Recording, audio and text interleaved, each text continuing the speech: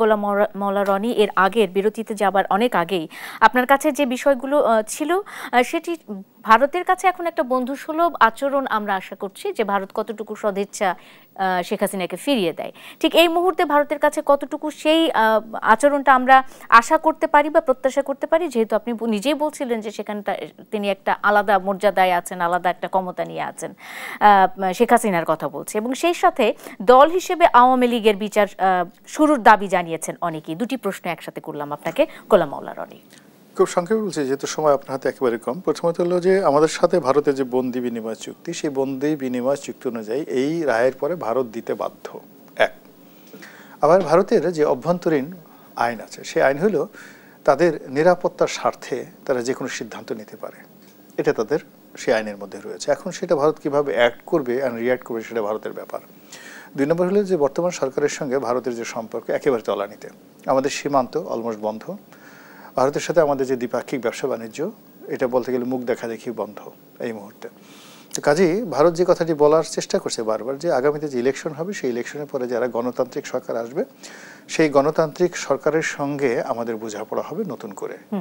তো সেই ক্ষেত্রে আজকের এই যে রায়টি, এই রায়টিকে পরবর্তী গণতান্ত্রিক সরকার, নির্বাচিত গণতান্ত্রিক সরকার, তারা এটাকে কিভাবে ম্যাটেরিয়ালাইজ করে, কিভাবে ওন করে সেটার উপর নির্ভর করে।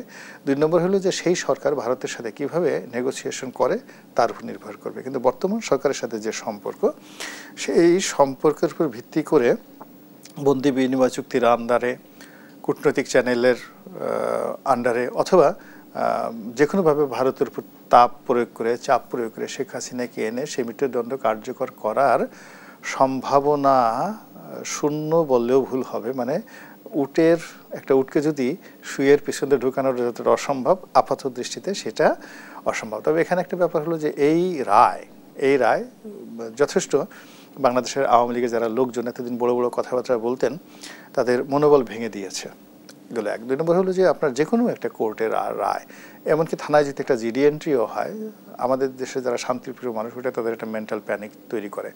আওয়ামী লীগের নেতাকর্মী এবং স্বয়ং শেখ হাসিনা তাদের একটা সাইকোলজিক্যাল প্রেশার নিঃসন্দেহে আছে। যদি তা না থাকতো তাহলে এই রায়কে কেন্দ্র করে তারা যদি এতই পাত্তা না দেবে তাহলে তো লকডাউনের দরকার ছিল না, শাটডাউনের দরকার ছিল না, এত মারামারি কাটাকাটি, চারিদিকে আগুন সন্ত্রাস, এগুলো কিছু দরকার ছিল না। ইট মিনস তারা এটাকে কগনিজেন্সে নিয়েছে। এবং যারা এই শেখ হাসিনার বিচার করতে চেয়েছে, শেখ হাসিনাকে ফাঁসিতে লটকানো বা তাকে সেখান থেকে ধরে আনা, এটা যে এই মুহূর্তে সম্ভব নয় তারা জানে, কিন্তু তারা যে কাজটি করতে চেয়েছে তার উপর একটা সাইকোলজিক্যাল প্রেশার দিতে চেয়েছে। আগামীতে এই ধরনের কর্মকাণ্ড যেন কোনো মানুষ করতে না পারে, মানসিক চাপের মধ্যে, একটা মানসিক চাপ, এবং একটা দৃষ্টান্ত স্থাপন করতে চেয়েছে। এবং সেই ক্ষেত্রে আমি মনে করি এই রায়টা অবশ্যই পজিটিভ। অবশ্যই পজিটিভ। আমি আসলে ওই যে দল হিসেবে আওয়ামী লীগের যে বিচার শুরুর দাবি অনেকে জানিয়েছেন, এক বাক্যে যদি শেষ করতেন। এটা ঠিক না, এটা আসলে অতিরিক্ত আবেগ নিয়ে কথাবার্তা বলে। আওয়ামী লীগের কোনো দলকেই নিষিদ্ধ করা উচিত না, এমনকি জামায়াত ইসলামীকেও নয়। মূল ব্যাপার হলো যারা অপরাধ করেছেন, স্পেসিফিক যাদের মধ্যে অপরাধের অভিযোগ রয়েছে তাদেরকে বিচারের আওতায় আনুন, বিচার করুন, ফাঁসিতে লটকান, ক্রস ফায়ারে দেন, ডাজ নট ম্যাটার। কিন্তু কোনো রাজনৈতিক দলকে নিষিদ্ধ করাটা এটা ভালো।